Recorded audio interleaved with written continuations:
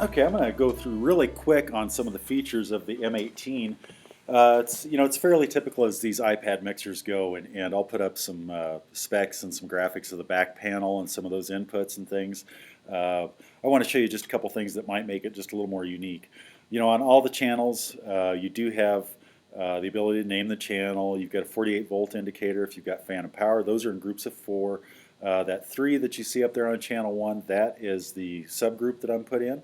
And so I've got that selected over here in the settings, and I go to global and the input area, DCA group, there we go. And so it's right there, and I can select those DCA groups. So going back here, you do have the typical things. A couple things that are unique is it's kind of a vintage feel on like your input gain and your gates and compressor. And you do have some presets there as well. Not a ton of them like some of the mixtures you see out there, but there's some good useful presets that'll give you a good starting point. A lot of these things do have an advanced or an easy option. So in the advanced compressor, I've got all the typical things that you have. But if I want to go easy, if I'm a real novice, I can go easy, and it's just a single knob compressor, similar to what you see on the some of the less expensive analog mixers. So if I go to EQ, same kind of a thing. I've got 3 different EQ versions here. There's a vintage, and then there's a smooth, and I can choose whether it's easy or advanced. Mainly, it seems to me the easy takes away your ability to change the Q on most of these, and also the smoothness, as they call it, on the shelving part. So, and there are some presets there that you can load as well. It changes the EQ because there's also a few tonal things that they do with these 3 different EQs.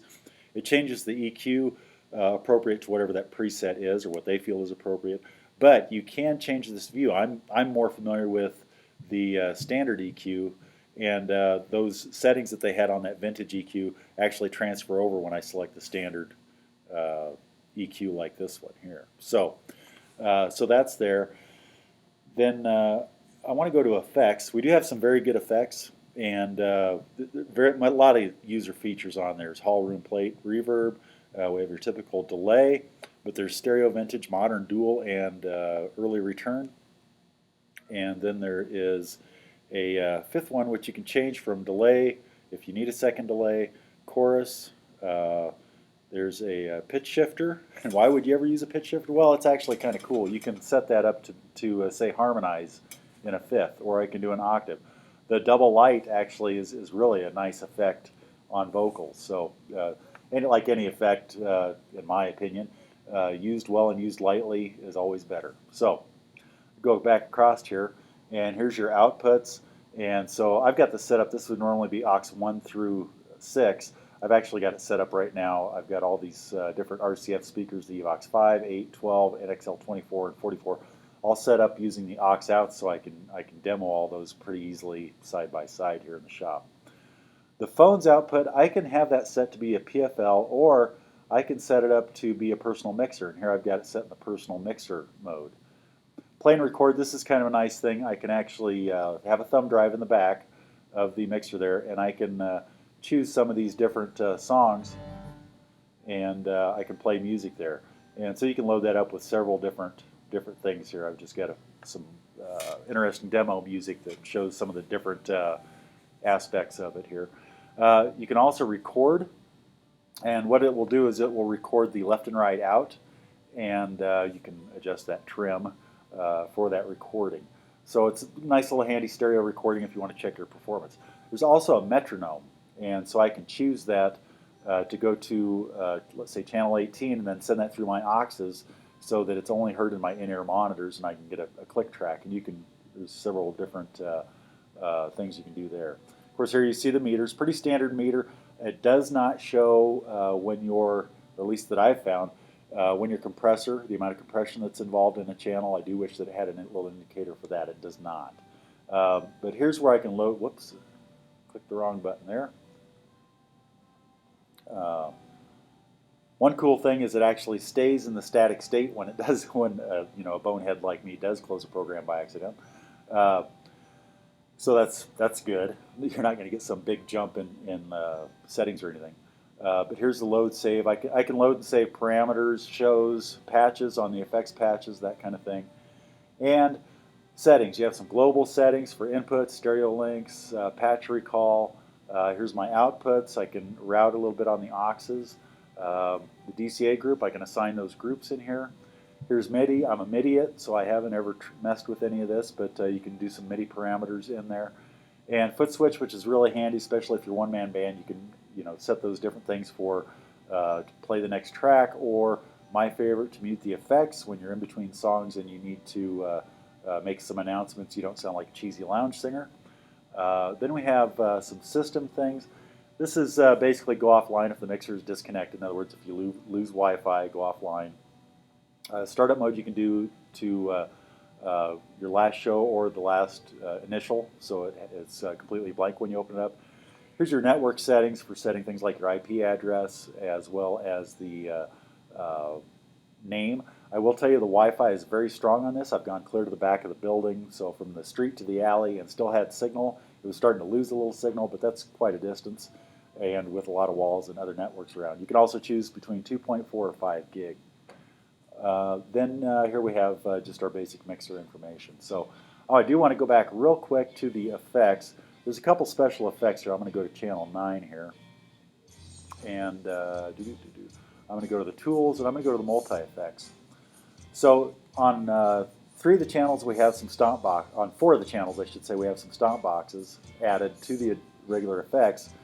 And then on these channels, we actually have 2 channels. We actually have a couple different things. So here's a pitch shifter, modulator, octaver, etc.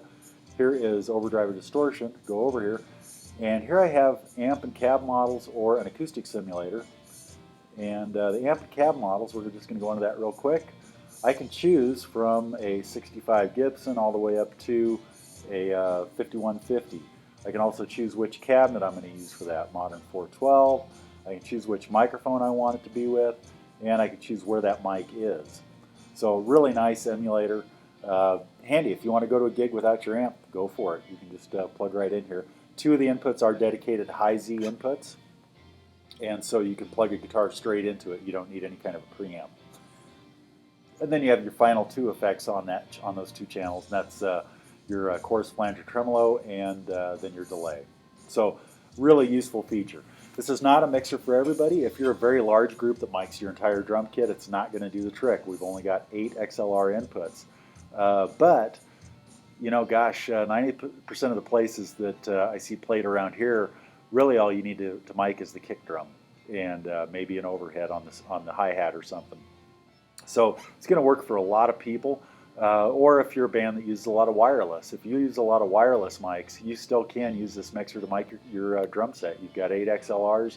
Use the tip sleeve inputs for your wireless inputs. I think it'd be a great one for any band that uses in-ears in particular, because if you're using ears, there's no reason to noisy up the stage with a noisy old amp where you've got these amp emulators in here. So a lot of good uses. I'm looking forward to using it on my corporate events where I've got just a few inputs, microphones, auctions where I need that compression and stuff. I've been traveling around with my 24-channel digital console, a great big thing. I can show up, load this, have it in the passenger seat, and go do the gig and do it very well. It's got a very clean sound. The layout is very simple. It's not the cheapest in this price category. And there are actually a little bit less expensive ones with a lot more channels. They're also more complicated. So you have to weigh all those things. And they also don't have this amp emulators in here and a lot of the effects that these have. So, there's pros and cons to this system. It's a nice little option for a lot of musicians. So there you have it. That is the M18 digital mixer from RCF, just one of the growing list of products we're carrying from RCF. You can check us out online at yourmusichq.com. Make sure and subscribe to us on YouTube, like us on Facebook, all that kind of good stuff. And come down and visit us right here in beautiful downtown Ogallala. And we'll catch you next time.